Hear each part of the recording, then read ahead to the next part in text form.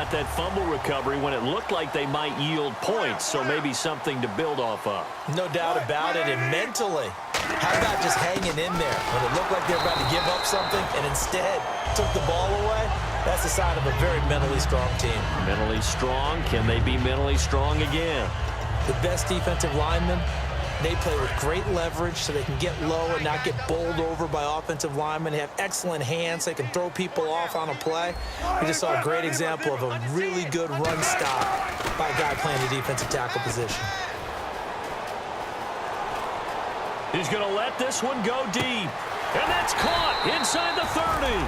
And that one results in 35 yards. Now, that play will end up on the highlights, and you'll see it all over the place. But what you won't see, the offensive line that bought the extra time, that allowed for the big completion downfield, those guys made that play possible.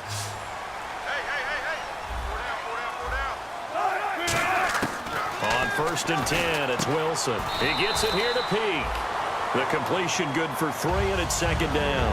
In recent years, the slot receivers really gained stature in the NFL because they can do so many things.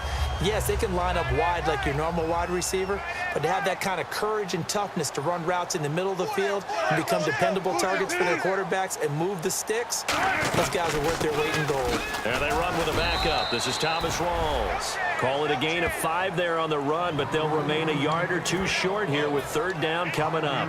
And there's a run to be happy with. Good, solid yardage. You'll take that anytime you hand the ball to a back.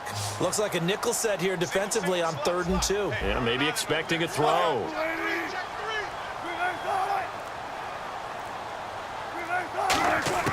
3rd and 2, now Wilson. And he's got it. Caught in the end zone for the Seahawk touchdown. Allen Hurns, his 4th touchdown on the year. And the Seahawks just an extra point away from tying this thing up. As a former DB, you might not like to see that, but from a wide receiver's perspective, those are the plays they dream of. Correct on both counts, all right? Because once he took off, I mean, let's face it, that should have been done in Big Sky Country. Aren't any speed limits out there? And off he went. Glad I wasn't the one trying to chase him. And he'll make it across the 20 as his guys will set up shop at the 23-yard line. The Cowboys offense heading back out and ready to go again. And on the last go-around, they really couldn't get anything going.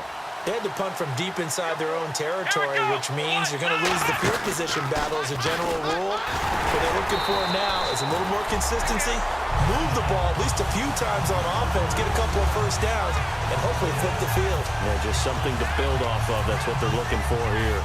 And the offense there, the O-line, everybody really on offense, they were just manhandled at the point of attack. Yeah, you could pretty much call them all out, couldn't you? Almost by name, right? That was a very tough sequence for the offensive line. But how about that defensive front creating a new line of scrimmage and creating a lost yardage possibility? A really nice gain of 25 yards. And he's the epitome of what we call the move tight end, a guy that you can line up anywhere, in the slot, out wide, in tight, doesn't really matter because he has such great skills. You want to utilize him in all aspects of your passing offense. He rifles one that's intercepted. A great read, and it's picked off. And he'll return this ball across midfield to the 47-yard line. And out now come the Seahawks. And that last drive, a long drive, but not just that. They had a great air attack going. Do they stick with that? I would think that they would, because if they were... And it's a fumble. And they will take over possession of the football at their 42-yard line. So the defense there, opportunistic. It's nice to give them credit, isn't it? Because so many times it's more a matter of what the offensive guy didn't do. He didn't secure the ball, didn't cover up. In this case, let's just give credit. 2nd down to the offense in search of 6 yards.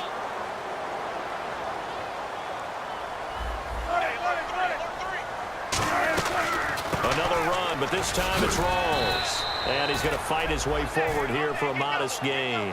Give him 6 on the play, and that'll make it 3rd and 1. First play of the drive, let's give credit all around. Excellent blocking, but the guy carrying the ball, he was the finisher. A really nice run. Looks like the defense in press coverage here. They'll give it to him right up the gut.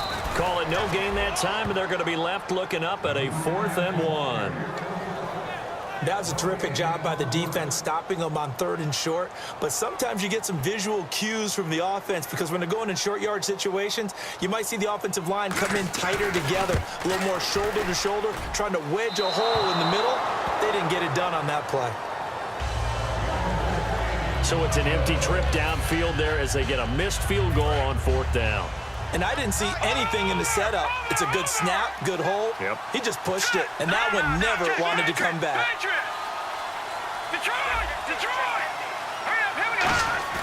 Trying to shake off the interception. He'll look to throw.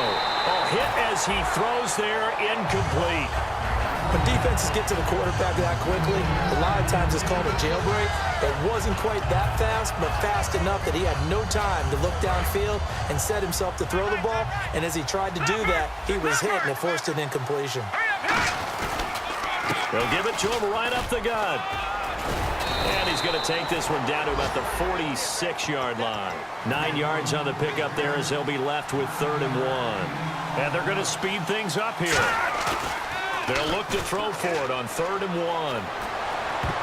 And that is incomplete. Really good, smart play by the defense, understanding 3rd and short, guarding the first down sticks, and being able to make a play on the football and bat it down. And Jason Garrett's going to lead the offense on the field. They're going to go for it here on 4th. And they'll run it here. And they go backwards here, losing yardage back at the 48-yard line.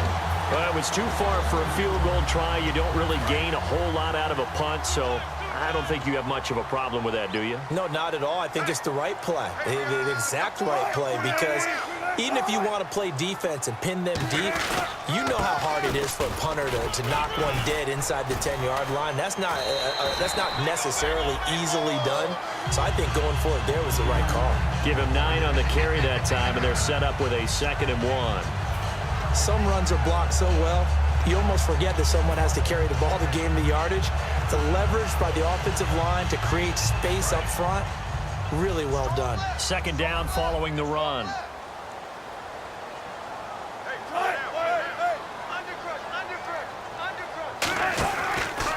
And he'll give it here to his running back. And he'll go down shy of the 40 at the 41. 2 yards on the pickup there, but it's enough to give him a new set of downs. 2nd and 1 is often an invitation to take the big shot downfield. I bet the offensive lineman said, are you kidding? We just get on our backs and let's go get the first down. They love being physical. And on the outside, they're playing press coverage. And on the ground they go with a running back. And nothing doing. He's immediately taken down at the line of scrimmage. It's a loss of a yard there, and now 2nd down. Brandon, that play ended so fast, it's almost as if the quarterback handed it to the runner, and the tackler was there right away for a loss of yardage. So now 11 yards to go for this offensive unit. It's 2nd down.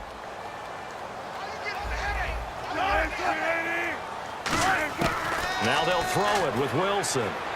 He's got time.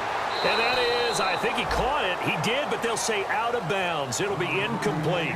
That was a nice catch, but unable to stay in bounds. And remember, it wasn't a wide receiver who works on that all the time. I was going to say, he likes to get the ball handed to him. Now, don't get me wrong. He's part of the passing game as well, but maybe a little out of his comfort zone there. Yeah, he might want to have a few words to say to us about that later, but I am still going with you on that one. Wide receivers work on a little bit more. Dumps it complete to Miller. And he's going to get it down to the 33-yard line here. It'll be a gain of 8 yards, and that'll bring up 4th down.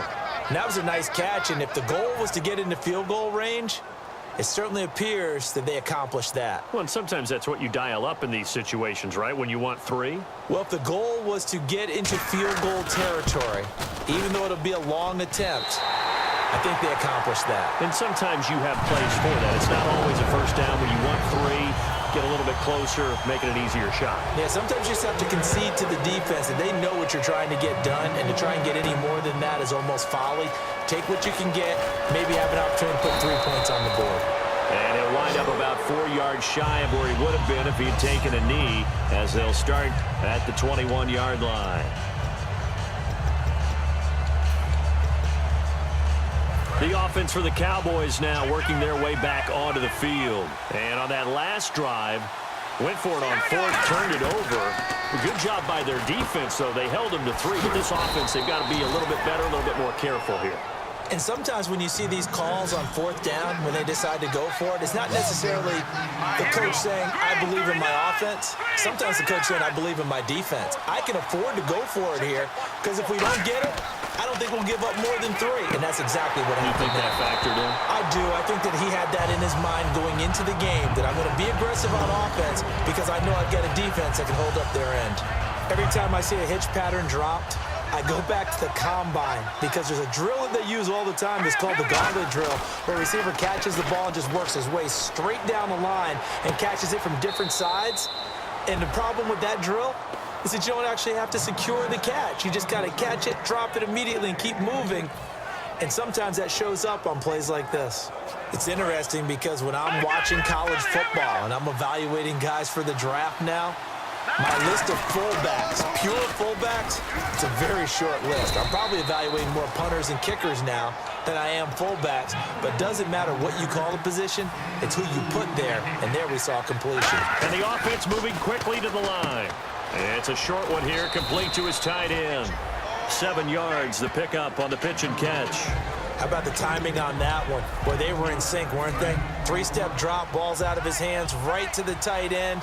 Nice completion, just like they do it in practice. A handoff as they run the counter play. And he'll lose yardage here, back at the 47. He lost 2 there, and it's 3rd down. On play action, they'll throw. Flushed out right. He's got his man on the crossing route. A big 3rd down conversion with a gain of 28. Well, we haven't been shortchanged on offense. Another fun play to watch there on the deep pass. This game has the feel of, what, a turkey bowl, a Thanksgiving day. You know, when we get together this year, when the Davises and the Gardens get together, that's what our playbook's going to look like they're drawing them up in the dirt, and so far it's working for both of them. 1 quarter remains here on a Sunday night. Back now in Seattle, Washington. It's been a very hotly contested game to this point, just a field goal separating these two teams as we get set for the 4th quarter. They'll give it to him right up the gut. And he'll get this down only to the 18. 2 yards on the pickup there. It'll be 2nd and 8. And now they're in the hurry-up. Now a handoff here to his running back. So he got free of 1 tackle but couldn't do a whole lot else. Give him 6 yards on the carry. It's going to be 3rd and 3 now. Offensive linemen love creating space for their guys carrying the ball, but when that guy also breaks tackles and creates extra yardage, they almost feel like he's one of them, and they really embrace him. They come out here in the eye. He'll look to throw. That is caught. And he is into the end zone for a Cowboy touchdown. Their big tight end with touchdown number 7 on the year. And the Cowboys have taken the lead here in the 4th quarter. And he knocks it through. And how about that, giving us our 5th lead change of the game? It's been back and forth. No doubt about it. And right now, they're ahead, but they can't relax at all because if we've had 5 lead changes, I'm kind of betting on a 6th. Yeah, we might see a 6th. There again is the running back as he trots onto the field. And there are the numbers. Got off to that torrid hot start. We thought he was in for maybe a career day. Not the case. No doubt about it. It almost looks like a misprint after what we saw in the first half. But let's give a little bit of credit to the guys on our side of the ball. They went in at halftime, made a few adjustments, and you know what else? They didn't lose their confidence in their ability to play. Because a lot of times you get beat down in the first half, it gets ugly in the second half. They've come out with a new resolve and a renewed determination.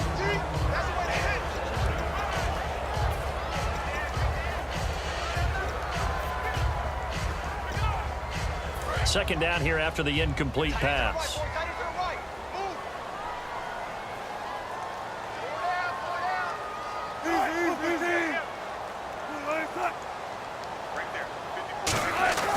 Second and 10. It's Wilson again. Throwing for his running back, and he's got him complete. And he lost the football. And he's able to get it back to right around the 27.